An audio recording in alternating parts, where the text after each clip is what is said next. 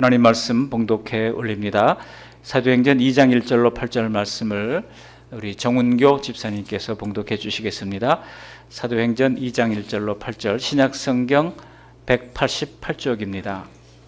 오순절 날이 이미 이르매 그들이 다 같이 한 곳에 모였더니 홀연히 하늘로부터 급하고 강한 바람 같은 소리가 있어 그들이 앉은 온 집에 가득하며 마치 불의 혀처럼 갈라지는 것들이 그들에게 보여 각 사람 위에 하나씩 임하여 있더니 그들이 다 성령의 충만함을 받고 성령이 말하게 하심을 따라 다른 언어들로 말하기를 시작하니라. 그 때에 경건한 유대인들이 천하 각국으로부터 와서 예루살렘에 머물러 있더니 이 소리가 나매 큰 무리가 모여 각각 자기의 방언으로 제자들이 말하는 것을 듣고 소동하여 다 놀라 신기하게 여겨 이르되 보라 이 말하는 사람들이 다 갈릴리 사람이 아니냐. 우리 각 사람이 난 곳 방언으로 듣게 되는 것이 어찌 됨이냐. 아멘. 옆 사람하고 인사하시겠습니다. 성령 충만 받으세요 하면 인사하시겠습니다. 성령 충만 받으세요. 성령 충만 받으시기를 바랍니다. 오늘은 성령 강림 주일입니다. 하나님께서 오늘 말씀을 나누는 중에 우리 마음 가운데 성령의 단비를 내려주시기를 간절히 축원합니다. 오늘 말씀을 준비하면서 느낀 것은 우리가 성삼위 하나님 가운데 성부 하나님에 대해서는 많이 얘기를 하잖아요. 하나님의 속성, 하나님의 절대적 속성, 또 하나님의 인격적 속성 이렇게 막 이야기하지 않습니까? 그런가 하면 또 이 성부 하나님에 대해서는 성자 하나님에 대해서는 우리가 신약 성경 전체를 통해서 복음서를 통해서 바울의 사역을 통해서 우리가 날마다 성자 하나님의 사역을 더 성품을 묵상합니다. 그러나 의외로 성령님에 대해서는 우리가 상대적으로 가르침이 적다는 생각을 하게 됩니다. 또 성령님에 대한 친밀도도 많이 떨어지고요. 너무나도 성령님에 대한 경험이 부족하다는 생각을 하게 됩니다. 성령님은 성삼위 하나님 중에 한 분이신데 우리는 성부 하나님 아버지 그리고 성자 예수님에 대해서는 많이 압니다. 그러나 성령 하나님에 대해서는 상대적으로 그 지식도 떨어지는 것을 볼 수 있습니다. 그러나 오늘 주시는 말씀을 통해서 이 성령 하나님에 대해서 더 깊이 알아가고 성령 내주와 성령 충만이 더불어 있는 우리 모두가 주시기를 바랍니다. 고린도전서 12장 3절에 누구든지 성령이 아니고는 예수를 주시라 할 수 없느니라 그랬거든요. 우리가 예수님을 주인이라고 고백한다면 우리의 감정 상태와 상관없이 우리는 우리 가운데 성령님이 내주하는 것으로 인정할 수 있습니다. 그러나 이러한 성령의 내주 혹은 성령 세례만으로 충분하지는 않습니다. 성령 세례를 받았다 할지라도 성령님을 근심하게 할 수도 있거든요. 어떻게 하면 근심합니까? 하나님의 뜻을 따르지 아니하고 불순종하고 그럴 때 성령님이 근심합니다. 성령님이 근심하면은요, 우리가 성령 세례를 받았음에도 불구하고 우리는 원망과 불평이 터져나오게 되고요, 미움과 또 갈등을 조장하는 인물이 될 수가 있습니다. 그러므로 여러분, 우리 마음 가운데 자꾸 왠지 다른 사람이 미워지고 한다면요, 내가 성령 충만하지 못하구나 이렇게 생각하면 됩니다. 성령 충만하다면 정반대로 누가 뭐라 그러든 오히려 감사함으로 넉넉함으로 대해주고 받아주고 격려하게 되는 것이고, 나를 해코지 하려고 하는 사람에게도 그저 긍휼히 여기는 마음으로, 불쌍히 여기는 마음으로 사랑을 베풀게 되는 것입니다. 오늘 본문은 오순절에 임한 성령 강림 사건입니다. 우리가 매우 잘 아는 내용이고 또 그동안 많은 설교도 들었을 겁니다. 오늘 우리가 말씀을 나누는 것은 우리도 이처럼 성령 충만을 받기 위해서입니다. 왜 우리가 성령 충만을 받아야 할까요? 바로 성령 충만할 때 우리에게 능력이 나타나기 되기 때문입니다. 성령님의 권능이, 우리 찬양했잖아요. 성령님의 권능이 나의 능력이 되고 그랬지 않습니까? 어떻게 보면 성령 충만하지 못한 그리스도인만큼 불쌍한 존재가 또 있을까요? 왜냐하면 세상의 삶도 마음껏 즐기지 못하잖아요. 또 그런가 하면은 그렇다고 하나님 안에서 풍성한 기쁨과 은혜도 누리지 못하는 것이 성령 충만 받지 못한 그리스도인들의 삶입니다. 그런데다가 명색이 하나님의 자녀인지라 사탄이 가만두지 않죠. 사탄은 하나님의 자녀를 늘 넘어뜨리려고 수시로 공격해 오는 것입니다. 그런 가운데서도 성령 충만하다면 우리가 모든 환난과 시험이 있다 할지라도 그 환난과 시험이 도리어 우리를 연단하는 도구가 돼서 넘어지고 쓰러져 있다고 할지라도 거뜬히 일어날 수가 있는 것이고, 오히려 그것이 우리에게 또 다른 기회가 되고 도전의 이제 디딤돌이 되는 것이지만, 만약 우리가 성령 충만하지 못한다면 우리는 항상 곤고한 삶을 살 수밖에 없는 것입니다. 예수 믿는데도 그렇다는 거예요. 그래서 예수님은 우리에게 성령 충만을 받으라고 명령을 내리십니다. 오늘 본문에는 예수님이 부활하시고 40일간 제자들과 함께 사셨잖아요. 그리고 40일 만에 승천하시기 전에 제자들에게 마지막 당부의 말씀을 하신 장면입니다. 여기 누가복음 보시면은요, 그들을 제자로 부르신 목적이 뭔지를 말씀하시는 것이 나옵니다. 누가복음 24장 46절 이하를 보면, 또 이르시되 이같이 그리스도가 고난을 받고 제3일에 죽은 자 가운데서 살아날 것과 또 그의 이름으로 죄 사함을 받게 하는 회개가 예루살렘에서부터 시작하여 모든 족속에게 전파될 것이 기록되었나니 너희는 이 모든 일의 증인이라 그랬어요. 이 마지막 48절에 뭐라고 그랬어요? 너희는 이 모든 일의 증인이라. 다 같이 해보시겠습니다. 너희는 이 모든 일의 증인이라.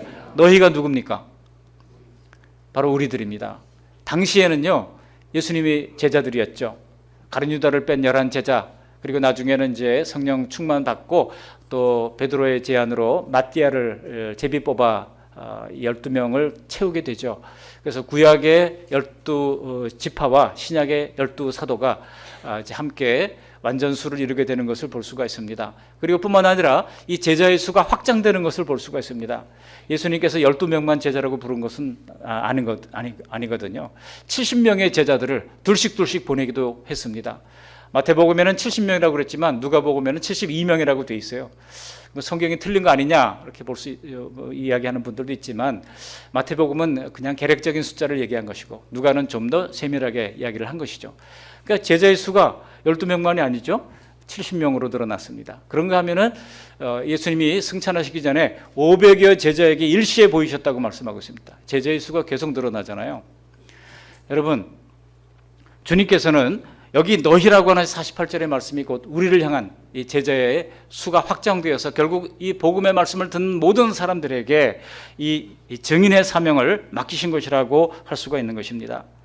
그런데 이런 말씀은 제자로 받은 우리 모두에게 동일하게 적용되어야 하는데요, 그 어마어마한 복음 전파의 사명을 감당하기 위해서는 성령 충만 받지 않고는 턱없이 부족하다는 것입니다. 죽음이 두려워서 메시아로 믿고 따랐던 예수님을 다 도망치고 뿔뿔이 흩어졌던 제자들 아닙니까?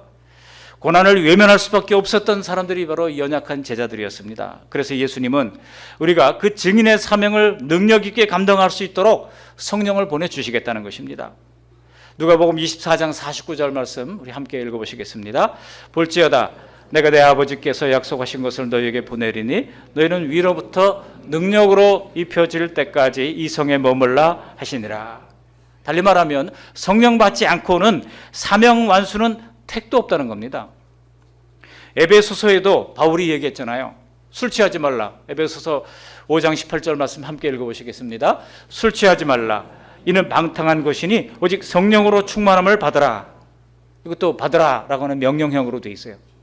근데 이 말씀을 가지고 제가 고등학교 때 어떤 친구가 술을 먹는 친구가 있었어요. 고등학생인데 술을 잘 먹었어요. 아주 잘 먹을 뿐만 아니라 저한테 술을 먹이려고 엄청나게 애를 썼어요. 누구라고 말씀을 할 수는 없습니다. 왜냐하면 그 친구도 지금 목사가 돼 있거든요. 또 목사님 아들이기도 했어요. 이 친구가 저를 끌어들여가지고 그 교회에 이렇게 포도주를 단지를 이렇게 크게 만들어 놓고 이제 몇몇 권사님들이 거기다가 매년 포도주를 담급니다. 그래서 성찬식으로 쓸 목적으로 담그는데요. 이 친구가 그걸 퍼와가지고 저랑 같이 먹자고 그러는 거예요. 그래서 전 먹을 수 없습니다. 그랬더니 이 친구가 하는 얘기가 술 먹지 말라고 그랬는데 막 그랬더니까 이 에베소서 5장 18절 말씀을 인용하는 거예요. 아니 술 먹지 말라는 말이 어디 있느냐? 취하지 말라 그랬지. 그러면서 취하지 않을 만큼만 먹으면 된다는 거예요. 헷갈리더라고요, 순간적으로. 그랬던 친구가 있었습니다. 성령이 이 술 취함, 이 성령을 가르치기 위해서 술 취함의 비유를 든 거 아니겠습니까? 술에 취하면 자기 의지대로 잘 걷지 못합니다. 내 의지대로 안 따라가요. 술에 취해가지고 술에 가라는 방향으로 가게 되는 거잖아요. 그러니까 성령에 취하면요, 내 의지가 아니고 내 의지는 그게 아닌데 성령께서 이끄시는 대로 우리가 갈 수밖에 없다는 것을 비유적으로 말씀하신 것이지 술 먹는 문제를 논한 게 아닙니다. 요한복음 20장 22절에 보면 이 말씀을 하시고 그들을 향하사 숨을 내쉬며 이르시되 뭐라고 명령했습니까? 성령을 받으라 명령했어요. 숨을 내쉬다라고 하는 것이 푸뉴마예요. 또 성령이라고 하는 말이 또 푸뉴마예요. 푸뉴마 하시면서 푸뉴마를 받으라고 얘기했다는 것입니다. 여러분, 우리가 예수님의 제자로서 능력 있는 삶을 살기 위해서는 다 성령의 세례와 성령의 충만을 동시에 받아야 합니다. 그리고 성령 충만을 받아야 하는 또 다른 이유는 유익하기 때문이라고 하는 겁니다. 고린도전서를 한번 보실까요? 고린도전서 12장 7절 말씀을 함께 읽어보시겠습니다. 각 사람에게 성령을 나타내심은 유익하게 하려 하심이라. 또한 요한복음에도 보시면 예수님께서 이렇게 말씀하십니다. 요한복음 16장 7절입니다. 함께 읽어봅니다. 그러나 내가 너에게 실상을 말하노니 내가 떠나가는 것이 너에게 유익이라. 내가 떠나가지 아니하면 하고 쭉 얘기하는데, 떠나가는 것이 왜 유익입니까? 떠나가야 성령님이 오시기 때문에 그렇다는 겁니다. 보혜사 성령께서 오심은 우리에게 유익을 위한 것임을 계속해서 말씀하신 것을 알 수 있습니다. 저는 이 말씀 가운데서 하나님의 사랑을 깨닫게 됩니다. 이 하나님의 관심은 언제나 우리들을 향해 있습니다. 이 성삼위 하나님의 놀라운 이 사랑의, 저는 이것을 사랑의 릴레이라고 부릅니다. 사랑의 릴레이. 성부 하나님이 우리를 사랑하셔서 죽을 수밖에 없는 우리를, 우리 하나님의 속성 가운데, 절대적 속성 가운데 하나님의 전능성이 있지 않습니까? 하나님의 전능성이 있어요. 그리고 하나님의 거룩성이 있습니다. 근데 거룩한 하나님이 전능하시지만 역설적으로 할 수 없는 것이 있는데, 그것은 바로 죄와 병행하는 것입니다. 죄와는 함께 할 수 없어요. 하나님의 속성상. 그렇기 때문에 죄에 대해서는 반드시 하나님의 심판이 있다는 겁니다. 한번 죽는 것은 사람에게 정해진 것이요 그 후에는 심판이 있으리라고 히브리서 9장 27절도 말씀합니다. 그런데 하나님은 동시에 하나님의 사랑의 속성, 사랑의 하나님이시기 때문에 그 죄에 대한 심판을, 우리를 사랑하셔서 예수님을 보내서 대신 받아주신 것입니다. 죄 대신 벌 받아주신 거예요. 그런 말미암아 우리가 구원을 받고 대속의 예수님의 죽음의 그 피로 말미암아 구원을 받게 됐다는 것입니다. 보십시오. 성부 하나님의 사랑이 성자 하나님의 놀라운 순종으로 말미암아 우리를 십자가에서 대속하셨습니다. 뿐만 아니라 성령 하나님이 오셔서 우리를 이제 바톤 터치를 하셔가지고, 예수님은 떠나가셨지만 성령 하나님이 항상 우리로 더불어 임마누엘로 머물러 계시는 것입니다. 아예 우리 가운데 들어오셔서 우리를 도와주시고 함께 사시겠다는 것입니다. 예수님이 이 땅에 오실 때에 냄새나는 짐승우리 마국간 구유에서 태어나셨지 않습니까? 그런데요, 성령님께서도 온갖 죄로 더러워진 우리의 마음속에 찾아오셔서 거주하시겠다는 것입니다. 여러분, 우리 중에 아무도 더러운 곳에 살고 싶어하는 사람은 별로 없을 겁니다. 왜 그렇습니까? 여러분, 사랑이 있다면, 그럼에도 불구하고 사랑이 있다면 더러운 곳이 문제가 되지 않죠. 우리가 가끔 명절 때 되면 식구들이 한꺼번에 막 한 집에 모이면은요, 집이 좁잖아요. 그럼 거기서 뭐 이렇게 하루 이틀 잠을 잘 때 아마 그 숙소가 편하던가요? 다 불편하게 꼬부려서 자고, 뭐 이불도 모자라고 뭐도 모자라고 다 모자란 거 투성이에요. 갑자기 뭐 차를 마시려고 해도 컵이 막 다양한 종류들이 다 총출동합니다. 그렇게 불편하게 1박 2일 이렇게 지내도 여러분 즐겁잖아요. 왜 그렇습니까? 사랑이 있기 때문입니다. 사랑이 있으면 불편하면 문제가 되지 않는 것입니다. 하나님의 지성소에 비교할 때 어쩌면 쓰레기 같은 우리의 마음속도 성령님은 좋다시는 거예요. 왜 그렇습니까? 사랑하기 때문에 그렇습니다. 우리가 눈물을 쏟으며 비통해야 할 때 우리 속에 거하시는 성령님께서 우리의 마음을 다독여 주십니다. 감당하지 못할 문제 앞에서 주저앉고 싶을 때에 성령님은 우리에게 용기를 허락해 주십니다. 우리가 기도조차 하지 못할 때 성령님은 우리 입술을 열어 기도하게 하십니다. 여러분, 기도조차 하지 못할 때가 있잖아요. 어떤 분이 이제 사업을 하다가 크게 사기를 당했어요. 알고 보니까 다 누군가가 문제를 일으켜가지고 이제 다 망하게 된 거예요. 그 순간 깨달았다는 겁니다. 그 순간 그냥 힘없이 교회로 와가지고 딱 문을 여는 순간 강단 앞에까지 나오지도 못하고 저 입구 문 열자마자 무릎을 저절로 꿇어지더라는 거예요.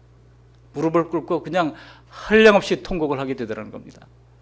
근데 그랬던 그분이 지금 많이 회복되셔서 계속해서 성장해 나가는 것을 봅니다. 우리 교회 성도 얘기는 아닙니다만, 여러분, 우리가 하나님 앞에 무릎을 꿇고 기도하게 하는 것 성령님이 하게 하시는 거예요. 내 힘으로는 정말 그 순간에는요, 기도조차 막히는 겁니다. 여러분, 성령께서 우리를 이렇게 도와주시는 그 가치가 우리가 그만큼 있습니까? 이런 대우를 받을 만한 사람들이었습니까? 정말 송구한 마음이지만 하나님의 형상으로 지음받은 그리스도인은 이런 과분한 성령님의 보호와 인도 속에서 지금도 살아가고 있는 겁니다. 그러나 우리가 알아야 할 것은 성령님은 우리 속에서 그것보다 더 일하시기를 원하신다는 것입니다. 성령과 함께하는 삶은 단순한 보호와 단순한 인도의 차원이 아닙니다. 그게 다가 아닙니다. 우리들을 세상이 감당하지 못할 사람, 세상을 변화시킬 수 있는 능력 있는 사람, 그런 사람으로 만들어가기를 원하신다는 것입니다. 오늘 본문에 성령 충만을 받은 사람의 삶이 바로 그것입니다. 그렇다면 여러분, 우리는 어떻게 성령 충만을 받을 수 있겠습니까? 오늘 두 가지로 말씀을 정리하며 은혜를 나누고자 합니다. 첫 번째로 죄 문제를 해결해야 성령 충만 받을 수 있습니다. 두 번째로는 기도하며 기다려야 성령 충만 받게 됩니다. 먼저 죄 문제를 해결해야 한다는 것입니다. 오늘 본문에 오순절에 성령 강림 사건이 있기 전에 사도행전 1장 16절로 26절까지 보시면 베드로가 주축이 되어서 죽은 가룟 유다 대신에 마띠아를 제비 뽑아서 12제자에 가입시키는 이야기가 나옵니다. 성령을 기다리며 기도하는 기간 중에 일어난 이 사건은 아주 큰 의미가 있는 사건입니다. 가룟 유다는 예수님을 판 직후에 양심의 가책을 느껴서 자살로 그의 생애를 이제 마무리했습니다. 근데 베드로는 기도하는 가운데 하나님의 뜻을 깨닫고 공백이 된 12제자의 수를 채우게 되는 것이죠. 그때 베드로 사도가 깨달았던 말씀이 시편 109편 6절 말씀입니다. 악인이 그를 다스리게 하시며 사탄이 그의 오른쪽에 서게 하소서. 이게 가룟 유다를 향한 말씀이구나 하는 것을 깨닫고 이제 자신의 선택을 따라 주의 길로 갔던 그 가룟 유다 대신에 제비를 뽑아서 마띠아를 얻게 됩니다. 그래서 교회가 이제 교회의 모습으로 잘 채워지는 것을 볼 수가 있습니다. 우리가 성령 충만히 위하여 기도하고 기다릴 때 개인 가운데는 죄 문제를 해결하고 회중 가운데 죄 문제를 해결해야 하는 것입니다. 개인의 죄뿐만 아니라 교회도 마찬가지예요. 교회 공동체에 죄가 있으면 분명히 그 문제를 짚고 넘어가고 죄 문제를 치리하고 넘어가야 교회 공동체가 건더기 사는 것입니다. 가룟 유다의 끔찍한 죄를 다스리면서 교회가 그 문제를 처리해 나갈 때 그들은 가룟 유다의 죄를 기억했을 뿐만 아니라 자기 자신의 죄를 기억하지 않았겠습니까? 가룟 유다는 예수님을 배반하고 팔았지만 그러나 자신들은 어떻습니까? 가룟 유다와 별로 다르지 않다고 하는 것을 제자들은 깨달았을 거예요. 예수님이 십자가에 달려 돌아가시는데 다 버리고 도망갔던 자신의 모습을 떠올렸을 겁니다. 자신들도 예수님을 배신한 유다와 별로 다를 것이 없었다고 하는 것을 깨닫게 됐던 겁니다. 죽음 앞에서 예수님을 모른다고 부인하는 것은 죽음 앞에서 예수님을 팔 수도 있는 것입니다. 여러분, 여기 지금 모여있는 이 제자들의 숫자가 얼마라고 그랬습니까? 마가다락방에 모인 숫자가 120명이라고 그랬죠. 120문도라고 우리가 얘기를 합니다. 여러분, 예수님이 부활하신 이후에 40일 동안 만났던 사람들이 몇 명입니까? 여인들을 만났죠. 그리고 가룟 유다 없는 11명의 제자들을 만났죠. 두 번씩이나 만나주셨습니다. 한 번은 도마가 있을 때 만나고 한 번은 도마가 없을 때 만나주셨죠. 그런가 하면 500여 명의 제자들에게 일시에 만나주셨고 엠마오로 가는 두 제자에게 주님께서 나타나 만나주셨습니다. 적어도 510수명의 제자들을 만났습니다. 아마 성경에 기록되지 않은 훨씬 더 많은 사람들을 만날 수도 있습니다. 그런데요, 이 성을 떠나지 말고, 예루살렘 성에는 지금 대핍박이 일어나고 있습니다. 다 예루살렘을 떠나고 싶어 합니다. 이 성을 떠나지 말라는 겁니다.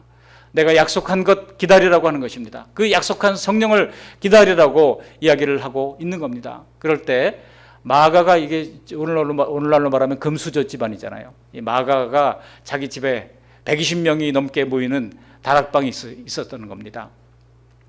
혹시 자기 집에 120명 정도 모일 수 있는 다락방 가지고 계신 분 계세요? 대단한 집안이죠. 이제 마가의 어머니가 아주 훌륭한 사람이었던 것 같아요. 그렇게 기도하고 섬겼던 사람입니다. 120명이 모였으면 단순히 기도만 하고 갔을까요? 거기서 먹고 자고 했던 겁니다. 그랬던 가운데 120명밖에 모이지 않았다는 것을 우리가 생각해야 됩니다. 500여 명의 많은 사람들이 예수님의 말씀을 들었지만은, 그러나 예수님의 약속의 말씀을 듣고 귀담아 듣고 모여야 되겠구나, 기다려야 되겠구나, 모였던 사람은 불과 120명밖에 되지 않았다는 것입니다. 여러분, 우리는 예수님의 은혜를 사모하며 성령의 충만을 받기 위하여 먼저 우리 가운데 있는 죄의 문제를 깨달아야 합니다. 내주하는 성령께서 그것을 깨닫게 하십니다. 그러나 그것을 알고도 회개하지 못하고 죄와 짝하여 사는 모습이 아직 우리에게 있지는 않습니까? 혹시 늘 마음에 걸리는 죄는 없습니까? 누구를 미워하는데 그 미워하는 마음이 풀리지 않는 가운데 있는 것은 아닙니까? 성령 충만 받으려면 죄를 버리는 결단을 해야 하는 것입니다. 로마서 7장에 사도 바울도 죄 문제로 갈등했습니다. 바울이 어떻게 말했습니까? 한번 읽어보실까요? 로마서 7장 24절입니다. 오호라 나는 곤고한 사람이로다. 이 사망의 몸에서 누가 나를 건져내랴. 여러분, 사도 바울보다도 하나님께 순종하며 헌신했던 사람이 어디 있겠습니까? 그러나 사도 바울도 그의 속에 있는 죄의 문제로 그는 괴로워했다는 것입니다. 우리가 하나님께 가까이 나가면 갈수록, 그리고 경건한 그리스도인이면 그리스도인일수록 자신이 얼마나 죄로 오염되어 있는지를 통감한다고 하는 것을 알 수 있습니다. 만약 혹시 우리가 죄를 느끼지 못한다면 그것은 우리가 영적으로 둔감한 상태이기 때문입니다. 어쩌면 히브리서 12장 말씀처럼 우리가 적당히 죄와 타협하고 있기 때문입니다. 히브리서 12장 4절에 보면 너희가 죄와 싸우되 아직 피 흘리기까지는 대항하지 아니한다, 이런 얘기를 하고 있거든요. 이 말은 무슨 말입니까? 철저하게 죄와 싸우는 그런 모습이 아직 없다는 이 히브리서 기자의 탄식입니다. 거룩하신 성령님은 죄와 함께 할 수 없기 때문에 회개한 심령에만 충만히 임할 수가 있는 것입니다. 1907년 1월 6일 평양 장대한교회에서 시작된 우리나라의 놀라운 성령의 역사에 대해서 우리가 이미 다 들어서 알고 있을 겁니다. 물론 그 사건이 있기 전에 원산에서의 부흥이 먼저 있었죠. 우리나라에 들어와 있던 하디 선교사님이 회개를 했습니다. 설교하다 말고 갑자기 제가 죄인입니다. 제가 죄인 중에 괴수입니다. 제가 사실 조선족들을 미워했습니다. 조선족들을 업수히 여겼습니다. 그러면서 그러나 알고 보니 여러분들이 저보다 훨씬 더 훌륭한 사람이라고 하는 것을 알게 됐습니다. 제가 죄인입니다. 회개합니다. 그랬을 때요, 놀라운 성령의 감동이 그곳에 임한 모든 사람들에게 갑자기 임했던 겁니다. 저마다 나와서 죄를 회개합니다. 그 중에 참여하고 있던 길선주 장로님이 있었어요. 그 장로님이 평양 장대현교회에서 하디 목사님을 모시고 다시 부흥회를 열었습니다. 그때 갑자기 성령의 강권적인 역사를 받게 될 때 이 길선주 장로님이 나와서 얘기를 했습니다. 제 친구의 부탁으로 그의 유언을 따라서 그의 재산을 관리하게 됐는데 제가 그가 가지고 있는 $100짜리를 책에서 발견하고 탐욕이 나서 그것을 제 품에 감추어뒀습니다. 제가 때려 죽일 놈입니다 하고 떼굴떼굴 구르기 시작했어요.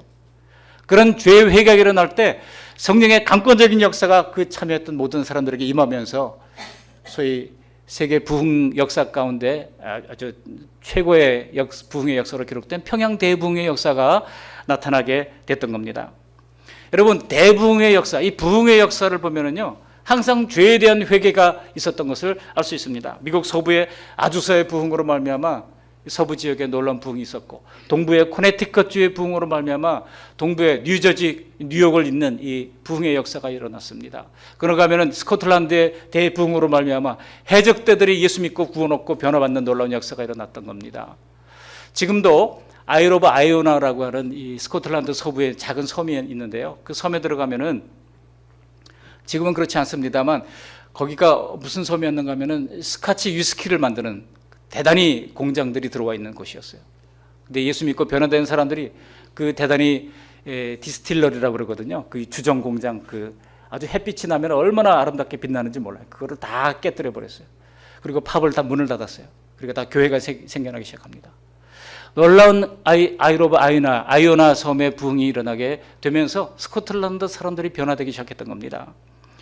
평양 대부흥도 마찬가지입니다. 모두 다 죄의 회개로부터 시작된 성령의 역사였던 것을 알 수 있습니다. 오늘 보면 오순절에 성령님이 임하시기 전에도 교회의 죄와 개인의 죄를 회개하고, 개인의 죄는 우리가 하나님 앞에 개인적으로 회개하면 되지만 교회의 죄는 어떻게 됩니까? 공개적으로 회개해야 됩니다. 잘못된 것을 바로잡고 난 후에야 성령님이 강하게 임하게 됐던 겁니다. 그러므로 우리도 성령 충만을 받기 원하신다면 먼저 철저한 죄의 회개가 있어야 할 것입니다. 그러므로 하나님의 은혜를 날마다 기대하면서 죄와 싸워 이기는 저와 여러분들이 되어서 성령 충만을 누리는 복된 주의 백성들이 되시기를 주님의 이름으로 간절히 축원합니다. 두 번째로는요, 기도하며 기다려야 한다는 것입니다. 성령 충만받기 위해서는 모여서 기도하며 기다리라고 하는 것입니다. 여기 120명이 모였잖아요. 모이는 것이 중요합니다. 좀 교계 신문을 보니까 하이브리드 시대에 어떻게 목회할 것인가 뭐 이런 제목들이 있더라고요. 하이브리드 도대체 이게 뭔가 봤더니까 이 모이는 예배와 또 영상 예배 이게 같이 공존하는 하이브리드 현상이 지금 교회마다 있다는 거예요. 작은 교회는 큰 뭐 문제가 없습니다만 대형 교회는요, 아직도 코로나가 지금 끝났음에도 불구하고 6개월이 지나가는 가운데서도 아직도 모이는 숫자가 회복되지 않는다는 거예요. 3,000명 모이는 교회들이 지금 2,000명도 잘 모이지 않는다는 겁니다. 근데 이제 예배를 드렸냐 물어보면 온라인으로 드렸어요라고 얘기한다는 거예요. 이 하이브리드 시대에 어떻게 목회할 것인가? 여러분, 그러나 성령님의 강권적인 역사는 모여서 기도하는 데 의미가 있습니다. 모여서 기도할 때 역사하는 은혜가 있습니다. 우리가 때로는 여러 가지 뭐 환경상 또 때로는 어떤 특별한 일이 있을 때는 이제 출장 가거나 뭘 그럴 때는 있는 현장에서 예배할 수도 있겠죠. 그러나 가능하면 우리가 모여서 드리는 예배가 중요하다고 하는 것입니다. 예수님 부활을 목격하고 하나님 나라에 들었던 그 500여 명의 사람들 중에 모였던 사람은 120명에 불과했습니다. 그들은 분명히 예수님께서 말씀하신 약속하신 것을 기다리라고 하신 말씀을 기억하면서 그들은 기다리고 또 기도하면서 그 순간을 기대했던 것입니다. 우리 12사도를 지나고 나서 그 뒤에 있는 사람들을 속사도라고 부릅니다. 그 다음에 그 속사도의 뒤를 잇는 지도자들을 교부라고 부릅니다. 처치 파더스라고 해가지고 이 교회 교부라고 부르는데, 교부 중에 터툴리안이라는 사람이 있습니다. 이 터툴리안은요, 이런 얘기를 했습니다. 신앙이란 불을 켜놓고 기다리는 것이다 라고 하는 유명한 얘기를 했습니다. 이 말에는 노력과 고통, 희망을 잃지 않는 인내의 의미가 내포되어 있는 겁니다. 기도하고 믿으라고 하는 것에 대해 예수님께서도 말씀하시기를 누가복음 11장 13절에 이렇게 말씀하셨어요. 우리 같이 한번 읽어보실까요?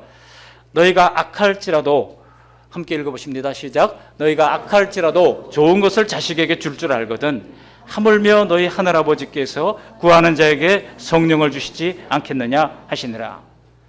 이게 두 문장으로 서로 패럴렐 병립되어 있는 문장이에요. 여러분, 이것을 자세히 보시면 좋은 것에 해당하는 그 위치에다가 성령을 집어넣은 것을 알 수 있습니다. 또 실제로 마태복음 7장 11절에 보면 동일한 말씀을 해주시는데, 여기 성령에 해당하는 부분에 구하는 자에게 좋은 것을 주시지 않겠느냐 이렇게 말씀하고 있습니다. 그러니까 여러분, 세상에 좋은 건 맞지만 가장 좋은 게 뭐예요? 성령님인 것입니다. 가장 좋은 것은 뭐라고? 성령님인 것입니다. 우리가 좋은 것을, 세상에 좋다는 게 얼마나 많습니까? 가끔 우리 아내가 홈쇼핑을 보더라고요. 저도 이제 보라 그러는 거예요. 홈쇼핑을 보라고 막 끌어들여요. 그래서 왜 이걸 봐야 되냐 그러니까 어떻게 설득력 있게 말하는지를 배우라는 거예요, 저보고. 진짜 어떻게 저 여자는 저렇게 입에 토시 하나 안 틀리고 기름칠을 했나, 이렇게 말을 잘하나.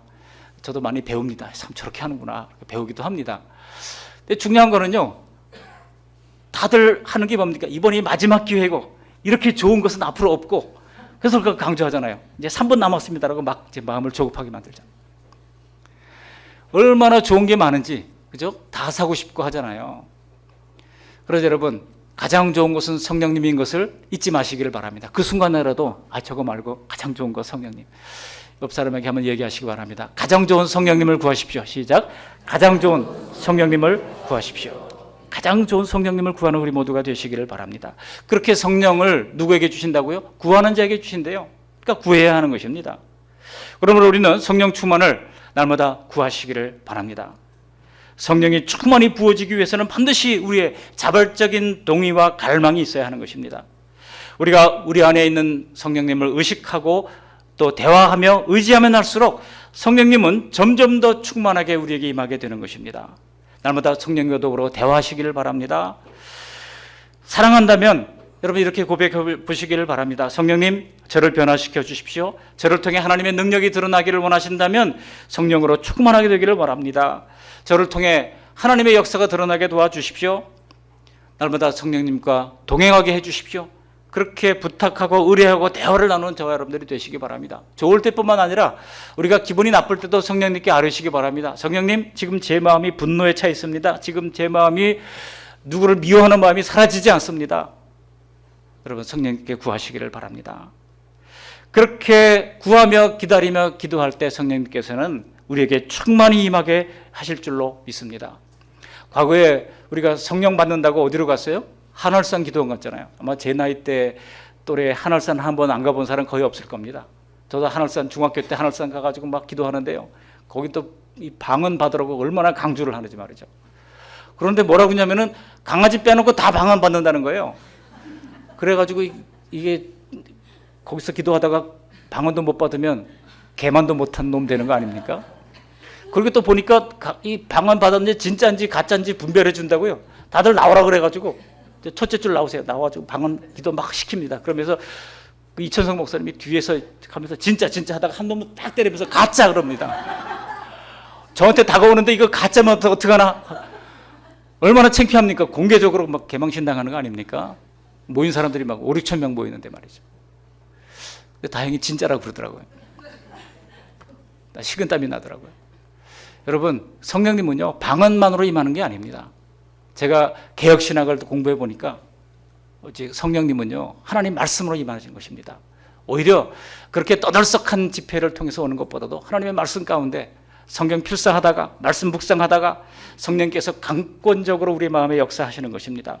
이러한 성령 충만의 역사가 우리 성도님 개인에게뿐만 아니라 오늘 본문에 나타난 바와 같이 우리 그 말씀 양문교회 위에도 공동체 위에도 풍성히 부어지기를 주님의 이름으로 간절히 축복합니다.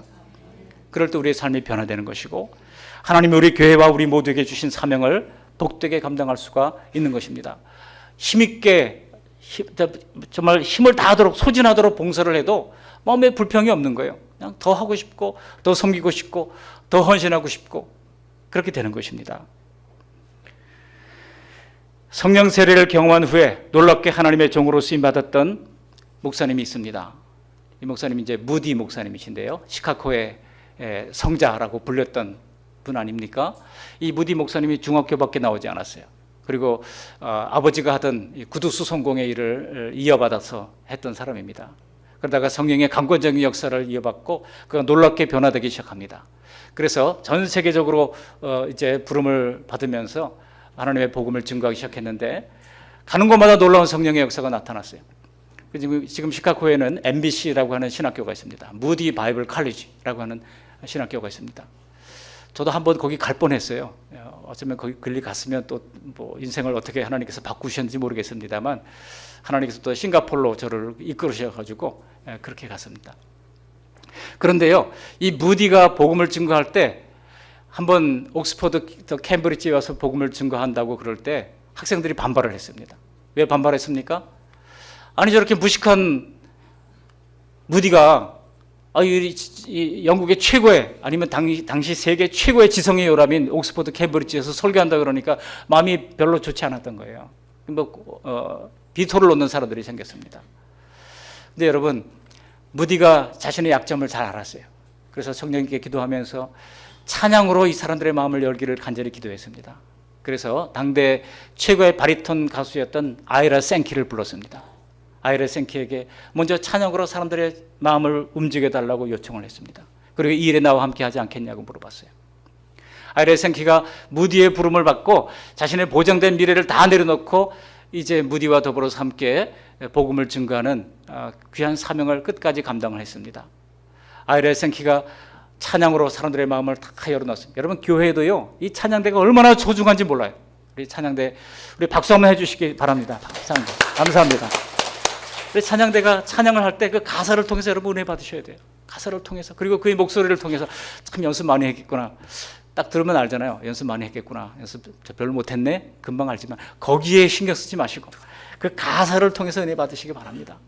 그리고 또 찬양을 할 때 우리 찬양대도요, 가사를 통해서 은혜 받고, 물론 뭐 음치로 막 준비도 안 된 모습으로 하면 하나님께서 뭐 영광 받으시겠습니까? 열심히 하셔야 하는 것은 맞습니다. 그러나 여러분, 찬양을 통해서 하나님께서 역사하시는 경우가 성경에 얼마나 많이 나오는지 몰라요. 어떤 경우에는 찬양대가 먼저 앞서 나가다가 전쟁에 승리하기도 하고요, 찬양하다가 옥문이 열리는 역사가 일어나기도 하고요, 찬양하다가 사울 왕의 그 모든 질병이 치유되는 역사가 나타나고 상쾌케 되는 역사가 나타났던 겁니다. 그러니까 찬양대가 굉장히 중요해요. 무디가 말씀 전하기 전에 생키가 사람들의 마음을 다 부드럽게 만들어놨습니다. 그리고 나서 무디가 하나님의 말씀을 선포할 때 폭풍 같은 역사가 일어나서 그 완고했던 캠브리지, 옥스퍼드의 대학생들이 변화되어서 나는 이제 복음을 위하여 헌신하겠습니다. 그렇게 헌신했던 소위 우리가 잘 아는 캠브리지 세븐이 일어나게 됐던 겁니다. 그 캠브리지 세븐 이 사람들이 이제 각기 지금은 아주 유수한 세계적인 선교단체들을 만들어가지고 세계 선교에 힘을 쓰고 있게 된 거 아니겠습니까? 여러분, 모여서 기도하고 기다리며 소망해야 하는 것입니다. 여러분, 이런 부흥의 역사가 그러면 과거에만 있었고 오늘날은 없는 걸까요? 그렇지 않습니다. 오늘날도 이런 부흥의 특별한 역사가 있습니다. 2023년 2월 8일 올해입니다. 켄터키주에 있는 인구 6천 명의 작은 마을 윌모어라고 하는 동네가 있습니다. 후평도보다 인구가 작아요. 6천 명밖에 안 돼요. 그 윌모어에 에즈베리 대학교라고 하는 대학교가 있습니다. 한마디로 대학 캠퍼스가 있는 대학촌이라고 할 수가 있죠. 그 에즈베리 대학 채플에서 인도자가 아직도 예수님의 사랑을 깨닫지 못한 사람은 자리에 남아서 기도하라라고 하는 명령을 내렸어요. 한 20명의 학생들이 남아서 기도합니다. 여러분, 이 기독교 학교의 채플 아시겠지만 채플도 점수거든요. 채플 일정 시간을 빠지면 학점이 안 나와요. 그래서 저도 어떤 기독교 학교의 채플에 참여해 봤는데 그 뒤에 조교들이 쫙 서 있습니다. 그리고 채플 시간이 중간에 들어올 수도 있기 때문에 중간에는 체크를 안 하고 끝날 때 한 10명의 조교들이 있다가 자리를 가면서 다 자기 앉아야 할 자리가 표시되어 있거든요. 근데 이제 가면서 빈 자리를 다 체크를 해나가요.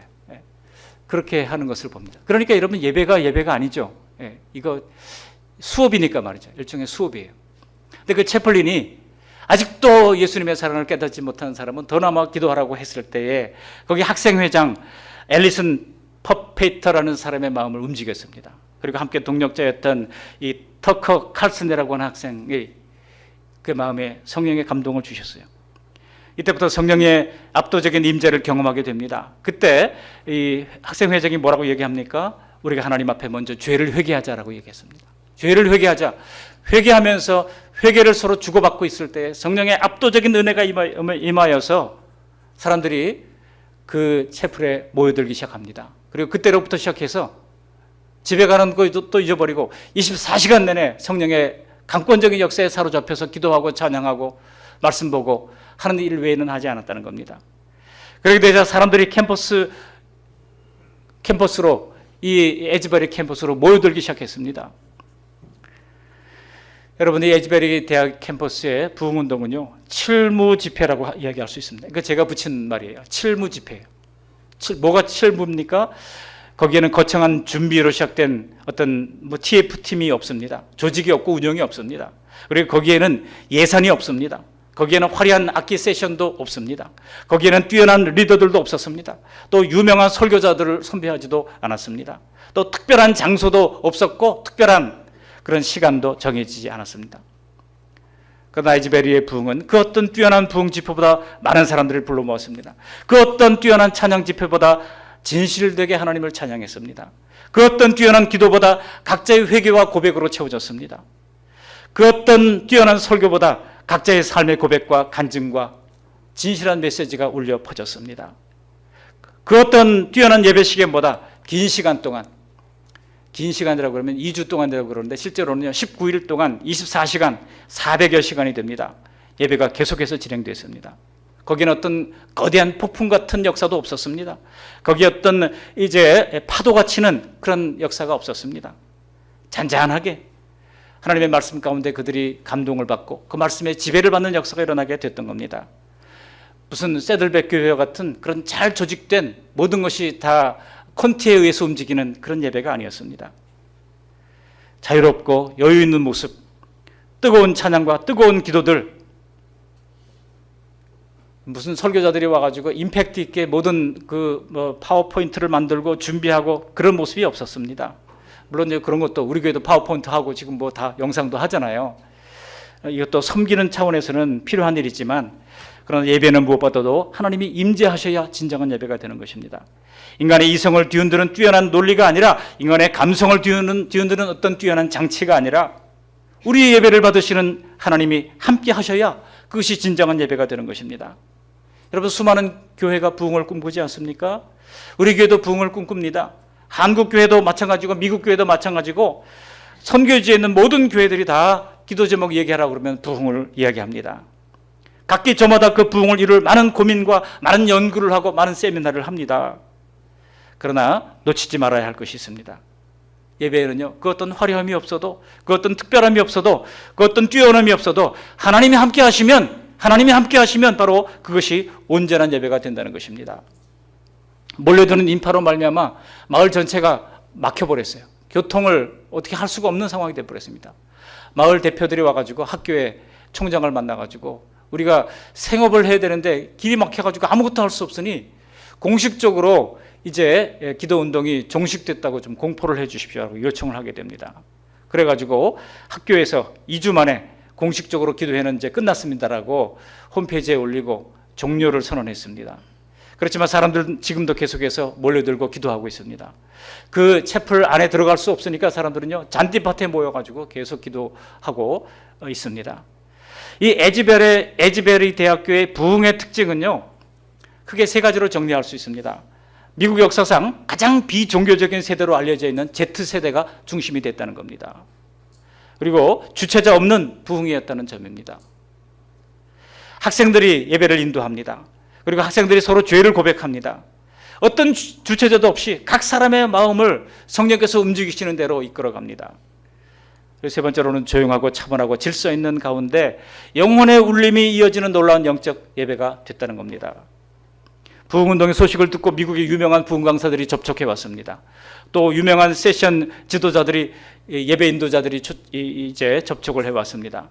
그러나 학교 당국에서는요, 일체 그런 요구를 거절했습니다. 그리고 그 동네에 있는 이름 없는 교회 목사님들을 강단에 세워서 그 목사님들이 말씀을 증거하게 했습니다. 또 학생들이 찬양 인도를 하게 했습니다. 이 에즈베리 현상에 대하여 우리 성령신학을 전공했던 우리 고신대 박영동 교수님은요, 아직 잘 모르겠다 하고 논평을 이제 유보를 했습니다만, 우리 총신대 교수님이었던 지금 현재 워싱턴 중앙장로교회 우리 유흥열 교수님이 이렇게 얘기를 했습니다. 이 에즈베리 부흥운동은 이 시대에 주신 하나님의 선물이다라고 하는 고백을 하면서 자신도 거기에 참여하고 영상을 보내왔습니다. 또 우리 총신대 박영규 명예교수님, 역사신학을 했던 분인데요, 이분도 이른바 에즈베리 부흥운동은 분명한 성령의 역사였다라고 평가할 수 있다라고 얘기를 했습니다. 사랑하는 성도 여러분, 우리는 성령 세례에 이어서 반드시 성령의 충만을 받아야만 합니다.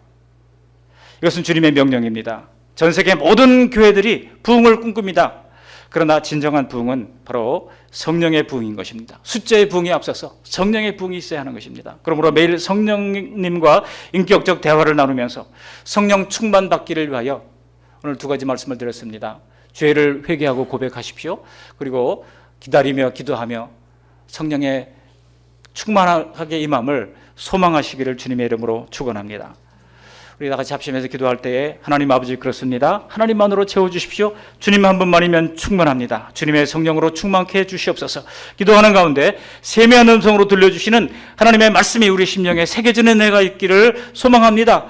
그리하여 기도하며 기다리며 기도하는 중에 성령 충만을 입어서 원명과 불평은 변하여 감사와 찬양이 되게 하시고 우리 교회가 성령의 부흥의 진원제가 될 수 있도록 주님 도와 주시옵소서. 예수님의 이름으로 기도합니다라고 같이 합심하여 기도하겠습니다. 고맙고 감사하신 하나님 아버지, 감사합니다. 오늘 귀한 말씀을 들려주셔서 감사를 드립니다.